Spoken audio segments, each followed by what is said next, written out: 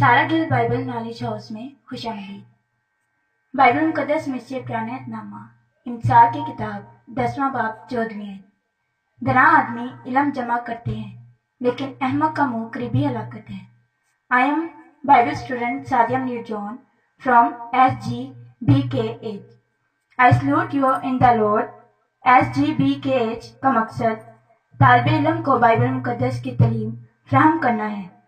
आए हमारे साथ मिलकर बाइबल मुकद्दस की तालीम को उम्दा और बेहतर निज़ाम के तहत पुरअमन माहौल में सीखें। हमारी खिदमात इब्रानी ज़ुबान, अंग्रेज़ी ज़ुबान, उर्दू ज़ुबान, मसीही तरीक़। शुक्रिया। रोमियो के नाम पालूस रसूल का ख़त 2 बाब 4 आयत के मुताबिक खुदा की मेहरबानी का मतलब ये है कि वो गुनहगारों पर रहम करता है। खुदा के तहम्मुल का मतलब है कि वो इंसान की बुराई और बगावत की सज़ा को इल्तवा में डाल रहा है। उसके सब्र का मतलब है कि इंसान के लगातार इस्ताल दिलाने के बावजूद वो ज़ब्त कर रहा है।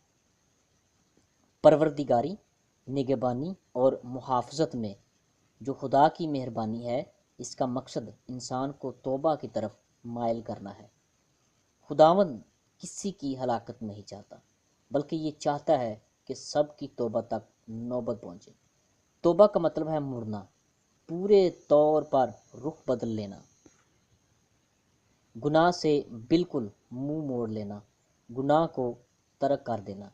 इससे मुराद इरादे की तब्दीली है, जिससे रवैये में तब्दीली आती है और नतीजे में अमल और हरकत में तब्दीली आती है। जॉन न्यूटन लिखता है, मेरे ज़मीर ने मेरी ख़ता को महसूस किया और मान लिया। खुदा की अदालत से बचने की सिर्फ एक ही सूरत है कि तौबा करें और माफ़ी हासिल करें। अहद अतीक की आखिरी बुनियादी सच्चाई अब्दी अदालत थी।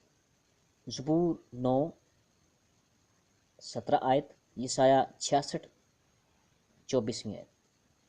ये इब्तदाई असूल यहूदियत की नुमाइंदगी करते थे। वो मसीह की आमद की तैयारी थे। मसीहियों को इन पर ही मुतमिन होकर नहीं बैठ जाना चाहिए, बल्कि उस मुकाशफे की तरफ कदम बढ़ाएं जिसे मसीह में अब पूरी तरह वाज़िया कर दिया गया है।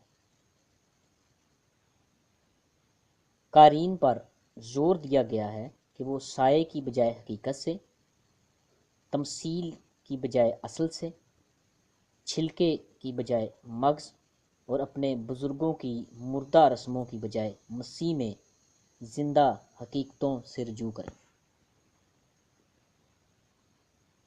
इब्रानियों के ख़त के 6 बाब की 4 आयत के मुताबिक हम बरगश्तगी के बारे में तंबीह के मरकज़ पर पहुँच जाते हैं।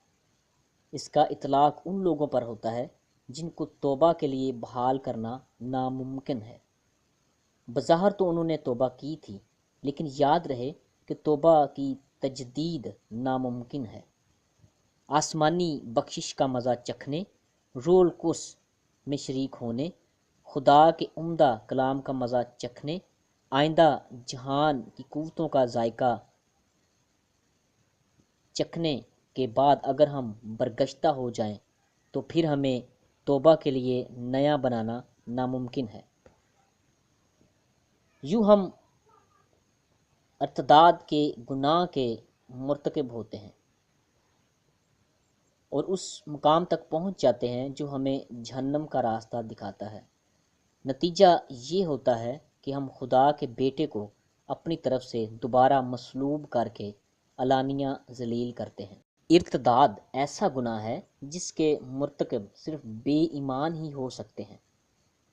इसके मुर्तकिब धोखा खाने वाले नहीं होते, बल्कि वो जानते बूझते इरादतन और कीना परवरी से खुदावंद के ख़िलाफ़ हो जाते हैं। पाक कलाम कहता है कि ऐसे शख्स को तौबा के लिए नया बनाना नामुमकिन है और तजर्बा पाक कलाम की तस्दीक है। हम बहुत से ऐसे लोगों को जानते हैं जो मसीह से मुनहरिफ हो गए, लेकिन हम किसी ऐसे को नहीं जानते जो वापस आया हो। خداوند ہم سب کو برکت دے، آمین۔